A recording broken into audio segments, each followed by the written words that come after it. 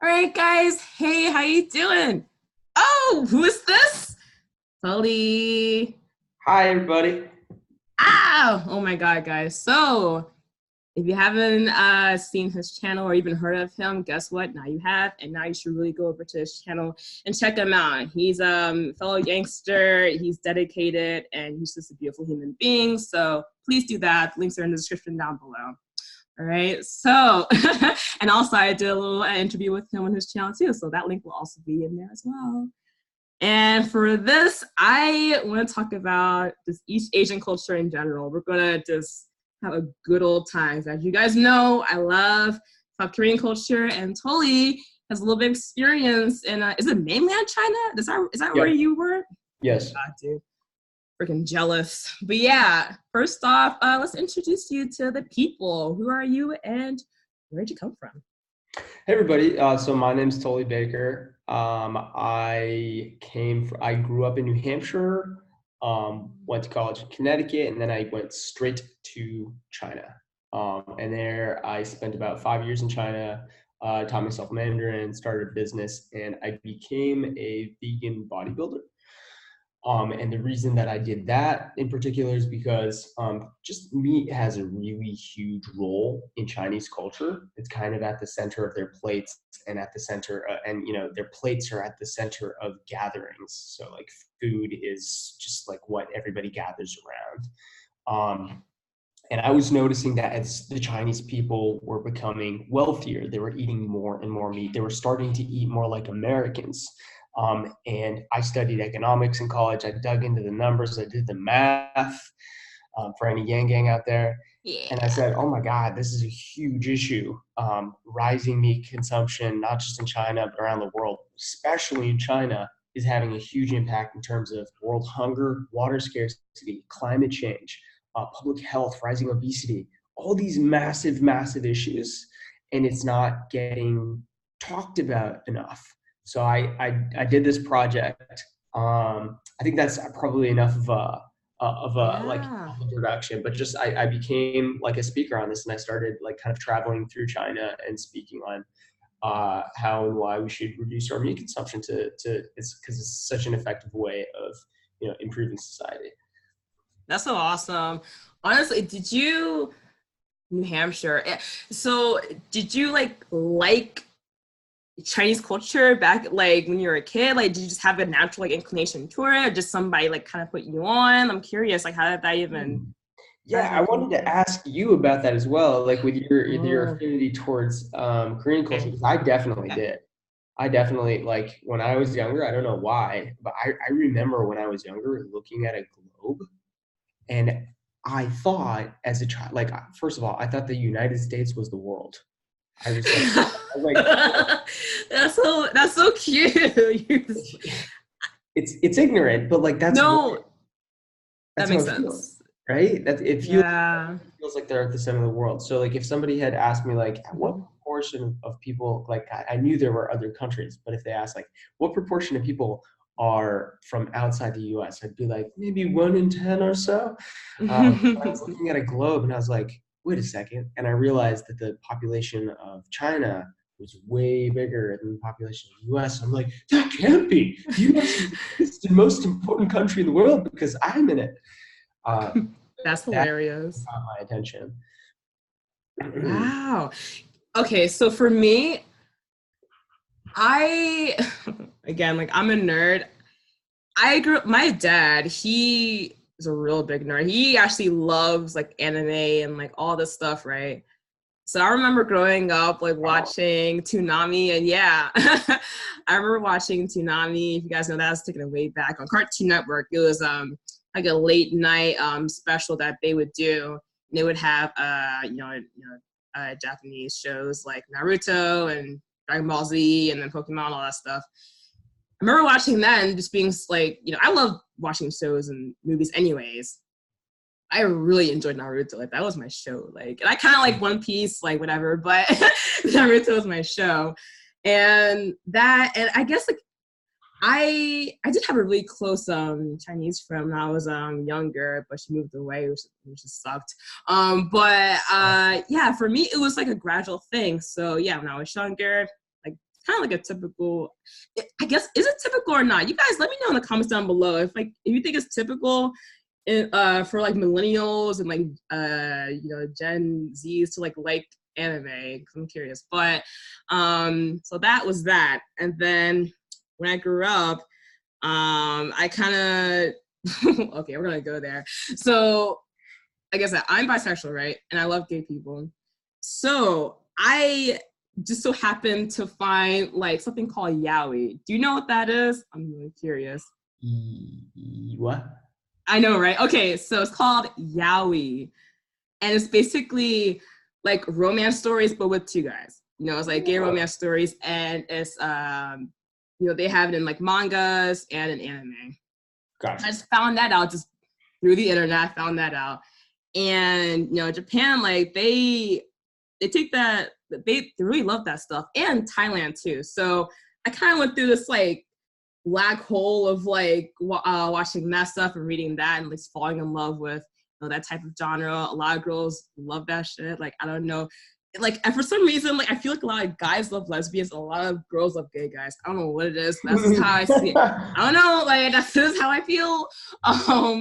But through all of that, I actually got to know, like I said, Thailand, and actually Taiwanese web series that were about gay romances on YouTube. And I just found that out. And that's actually how I grew my channel, because I loved K-pop. And how did I get into K-pop? Oh, I got into K-pop through the Fine Bros, like the React channels and stuff. Yeah. So that's how I got into K-pop. So I saw that, I'm like, okay, it looks cool. And then when I researched some more, I was like, okay, this is actually like the best shit ever. Like when you like, really? I mean, like, dude, I was this was in like 2013.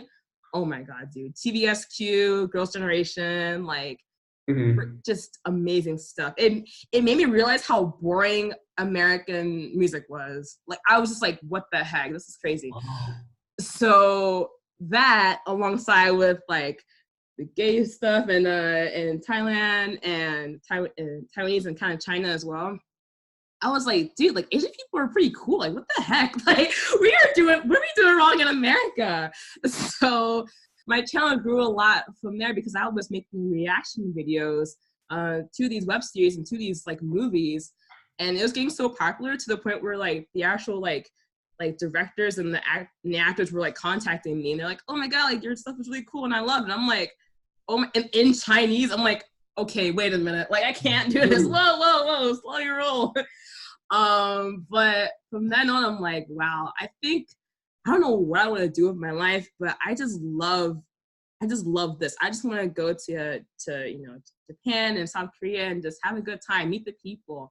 And I decided to learn the language of Korean specifically because honestly, it was BTS. I was like, you know what? I love BTS so much. Let me just like learn this language. So I feel like at this point, like this is BTS. Wait a minute, Tully, are you kidding me? Okay, yeah. BTS they are a seven boy group. Yes. It's a K-pop group. Yes. My bad. How can I be on this channel and not know about BTS? I'm sorry. No, it's okay. See, this is so interesting because some people don't know them yet, but BTS reminds me a lot of like the Yang Gang, like their fan group, their fandom name is ARMY, and like I make connection between like the ARMY and the Yang Gang because BTS, their like fandom grew on the internet a lot, and a lot of people were just pushing them so hard on YouTube and like literally commenting in like non-K-pop music videos like, hey, check out BTS. And like they are very talented as well. But yeah, they're like the biggest group, one of the biggest artists I think at this point. But yeah, I digress. So yeah, that, K-pop had a lot to do with it, anime, and the rise of my YouTube channel. So I was like, wow, like I'm really impressed by, these like just the variety in the East Asian culture and Southeast Asian culture. Yeah. So yeah, that was my experience. So yeah, what about you? So tell me, like, so when you first moved to China, like, was it hard for you or what was going on? Yeah, I mean, so Yeah. the language is tough. Like it's really tough going as an adult. You know, you're totally self-sufficient, and then you go to another culture, and like I mean, I had my phone at my side, and I had to use it to like look up words all the time, and it's Mm. very difficult. Like feeling sometimes like powerless to communicate what you're trying to say. So it was tough getting started. Once I started to get the language down, I thought that it had a ton to offer. And you know, thing that's kind of like an interesting little bit of a mind fuck is that Yeah. you think about it, right? The people that are in China are standing up in a different direction than we are, right? Okay, Yes. like Yeah. this is a Oh gravity. yeah. It's not a flat Earth. It's not a flat Earth. I Okay, know, right? and I just remember thinking over and over again, it feels like everything is upside down. It feels like everything Mm. is like the opposite of what I learned, what I was used to growing up. Things that are common sense in terms of manners. There's a ton of culture shock. I don't I'm know. sure. I feel like it's more interesting to talk about like specifics, but Like how was going how's forever. the food? I don't know. Let's start there. That's pretty simple. How's the food there? Sure. Well, so like I said, You're vegan, yeah. the food was not that great because like, and if you went there and you're a meat eater, you'd be like, oh, food's fantastic. Like their food Mm, is super meat centric. And that's just how it is. And I think in the West, in India, in Mexico, you can make some delicious plant-based food, but mm, those things aren't a part of Chinese cuisine. But yeah, yeah. there were some things that were pretty fantastic. There was like stinky tofu was pretty interesting for sure. You can Nice. smell it like for miles. Oh Um, my god. it's good. And then there's durian, which if nobody's ever I've had it, heard of yep. I've it's heard of it. I haven't had it, but I've heard of also it. stinky, but it's good. Hmm. Oh, well that's amazing. Well, listen, so what do you think how do you think that China would react to Andrew Yang? I know they're reacting to it now, and they have them. It's not nothing new to them. But how do you think like when he gets? I'm gonna be positive. When he gets the primary Yeah. vote, with all of our hard work and all of our grinding, how do you think they're gonna react to that? Will they be like, "Holy shit, this is gonna be for real"? That's a really good question. You know, like I've spent so much time in the last few months thinking about everything Andrew Yang related, but I have not thought Yeah. about how China is going to react to him. Um, Mm. I would say, based on what I know, that they'll probably be pleased to see Donald Trump go. But what Mm. matters is not what's going to make the Chinese people happy. It's what's the best for the world, Mm. and I think they would probably be very happy to see to see the trade war end because it's kind of Yeah. not really making any kind of positive impact, and it's just like messing us all up. Like it would be better if there was trade, like a normal Yeah. amount of trade. There's definitely things where I can sympathize with Donald Trump's position in terms of trade, and like Yeah. Yeah. trade secrets and intellectual property and things like that. Yep. But yeah, so I think they would be happy. They could kind of turn over a new leaf and be like, all right, let's come to the table again and get a fresh start. Yeah. I actually, again, through my stuff before Yang, I actually do know somebody in mainland China right now, and we talk on like WeChat and like Instagram and stuff. Oh yeah. And yeah, he's gay as well, and he like fell in love with me during that time. So his perspective is very interesting. Yeah, and he's like, yeah, like you guys in America are really lucky. Like you guys have like freedom. When he said that, I was like, oh my god, like Is it a so Chinese true. guy? Yeah, he's purely Chinese. And and this is through, and he'll we use like Google Translate, and on WeChat they also have like this automated like translation thing too.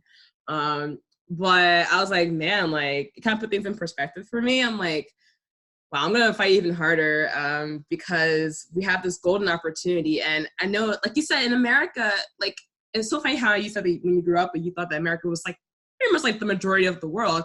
It really does feel like that. Even I'm sure like a lot of adults kind of feel like that, even though they know intellectually that's not the case. They probably do feel it because we're so isolated in our own lives, and it's really nothing.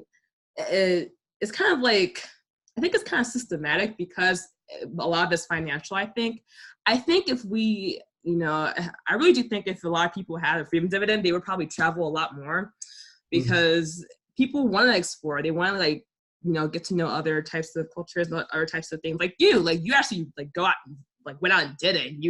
We're young and you're like, listen, like do or die, which I love that, which is why you have to, I really want you to look up Gary Vee because I think you like him. I know you've seen him, but he has that same like thing. Like when you do shit when you're young, so you're not having any regrets when you're older.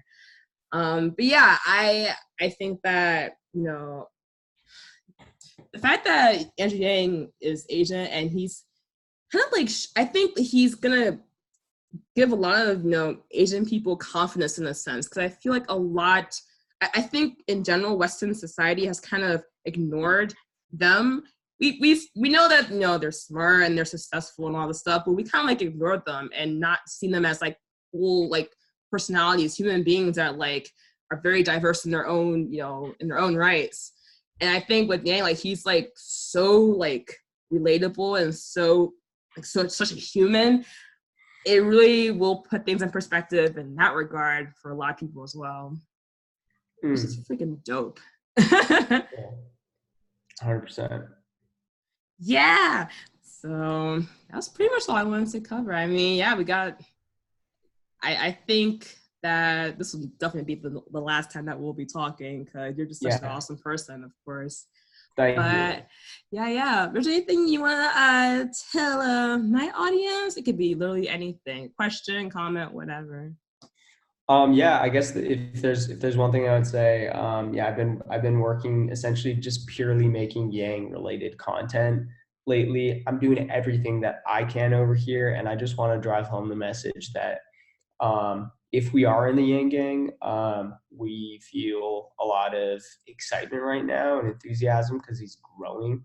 He's doing better and better all the time. But I just want to say we're not going to win from Twitter alone. We're not going to win from like liking and sharing things alone. We got to get out there, and we all have to do as much as we can with the talents and abilities that we have if we're going to make this possible, and if we're going to make history. So let's do everything that we can, I guess is my biggest message. They'll stay in your echo chamber. Right. It's true. Oh my God, Tully, thank you so much, dude. And again, guys, please subscribe. And thank you. Yes, for sure. And you guys have a good one, okay? Talk to you later. Annyeong. Peace.